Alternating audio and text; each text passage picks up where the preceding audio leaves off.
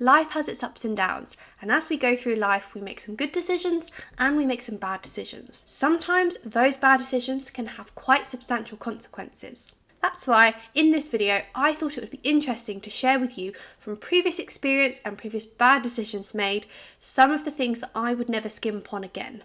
Number 1, mind matters. Accelerating your knowledge. I talk about accelerating your knowledge and keeping on the top of your game in a few of my other videos, and it is something that I am incredibly passionate about and I see great value in prioritizing in my life. Looking forward to the future, it is something that every single person is going to have to prioritize in some shape or form in order to both maintain their jobs and their livelihoods. It's not just about increasing your earnings potential at this point, it is also about maintaining your level and maintaining your current job. A 2020 World Economic Report titled The Future of Jobs emphasized how by 2025, 50% of all employees will have had to retrain or upskill in an aspect of their job due to the adoption of technology, in particular AI. And the report also highlighted that those that choose to adopt this approach and continue to learn and upskill themselves are more likely to keep their jobs in the longer term. If you are someone that is able to stay ahead of the curve and ahead of these technological advancements, it will allow you to reap fruitful benefits as a result. Number 2, buy nice or buy twice. There will be points in your life in which you will have to make purchases that you don't necessarily want to spend money on. For example, very few people get excited about buying a refrigerator or a dishwasher. They're typically seen as needs rather than wants, and then similarly, they often carry a pretty hefty price tag too. When I was younger and in my 20s, I'd just purchased my first flat.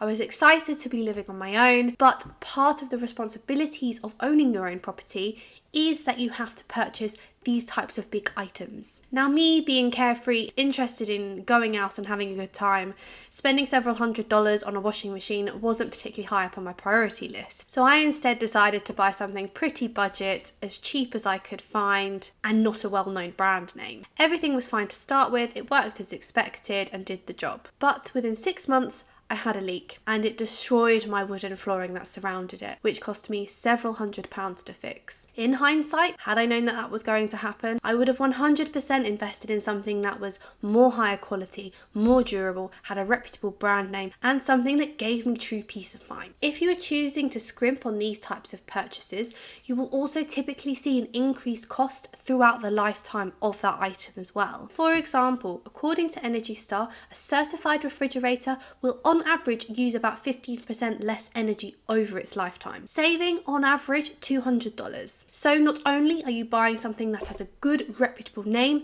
but you are also buying something that is certified and therefore going to be saving you money in the long run. Number 3, skin deep. Good skincare is so important. As I have moved into my 30s and definitely started to see the signs of aging on my skin, it is something that I have taken with great priority to make sure I maintain my skin and take care of it in order to prevent nature's aging as much as possible. One of the main things that I prioritize is wearing SPF on my face. So for example, every normal day of the week, I will wear an SPF 30 under my makeup, whether it is rain or shine. 80% of the sun's UV rays can pass through clouds, so just because it's not sunny outside doesn't mean you're not at risk. When I am on holiday, I will wear an SPF 50 on my face and I will always wear a hat too. If you wear an SPF 15 or higher, then you are actually reducing your chance of developing melanoma by approximately 50%. Number 4.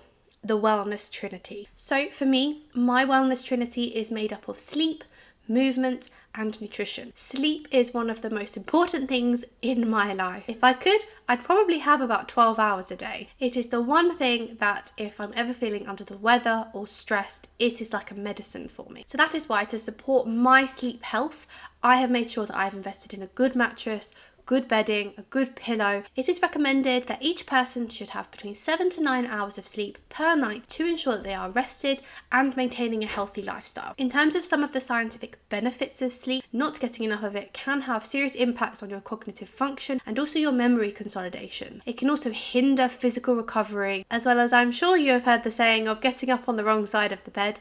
Not having enough sleep can also impact your emotions and your moods. Secondly, movement. Movement is important important to keep our bodies healthy and happy. It is recommended that we should be doing on average 150 minutes of exercise per week. So that's just about 21 minutes per day, whether that's cardio workouts such as running or cycling, strength workouts such as lifting weights, or flexibility workouts like yoga. And then finally, nutrition.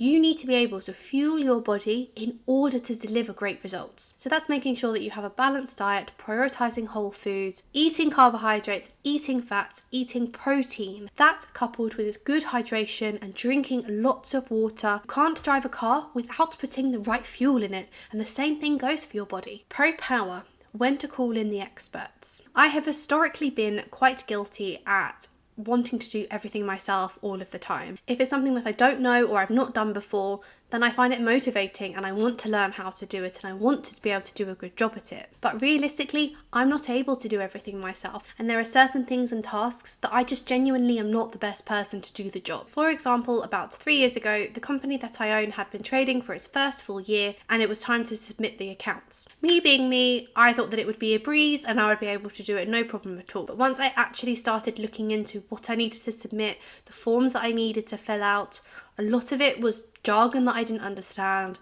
things that I'd never seen before, and it made me quite nervous. So I decided to bite the bullet and hire an accountant to do all of the paperwork necessary and have them submit it on my behalf. Yes, it did cost a few £100s, but firstly, it took the stress out of the situation for me. I didn't have to worry about educating myself on something new and something additional. I had peace of mind knowing that everything was going to be done accurately and as it should be, and there'll be nothing nasty coming back and biting me. It then also meant that I was freeing up my time to focus on something else. Protection equals peace of mind. I like to think about this point as imagining that you are going on a day out and the weather says that there is a 20% chance that it will rain. You're in two minds whether you should take an umbrella or whether you should wing it and leave it at home. If you decide to take the umbrella, you're covered, you don't need to worry, peace of mind. If you decide to chance it and not take the umbrella, there is a 20% chance that you could get caught out in the rain. And if you were to get caught out in the rain, imagine how you would feel. It's important that when you are put in situations like this, that you consider it from both angles, particularly if you were to decide,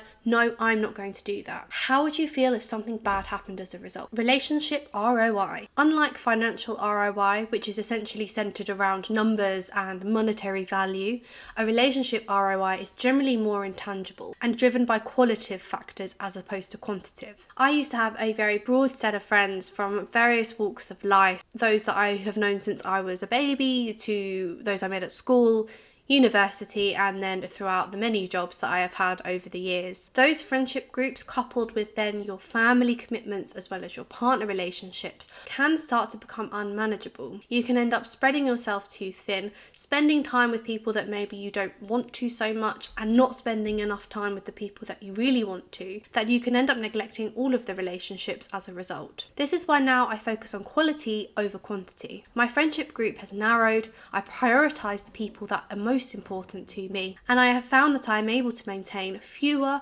but really strong and special relationships versus several superficial ones. One thing as well that became very apparent to me as I went through those experiences meeting all of those people is the mutual reciprocation of the relationship. If you were to look at a relationship with a partner and you were the only one that was investing into it and you were getting nothing back from them, it's never going to work because you're never going to be happy and you're going to constantly feel emotionally drained as a result. And the same principle applies. Milestone Memory Millionaire. This is something that I have probably taken on board and given greater priority in the last couple of years. I have never been particularly good at celebrating moments that are relating to me. For example, my birthdays, job promotions, other monumental moments in my life. I have historically been quite guilty at just letting them pass me by. Each individual experience that you have and the memories that you make from it are unique, and they are unique to you. Making those larger special moments more of a priority and giving them more airtime in your life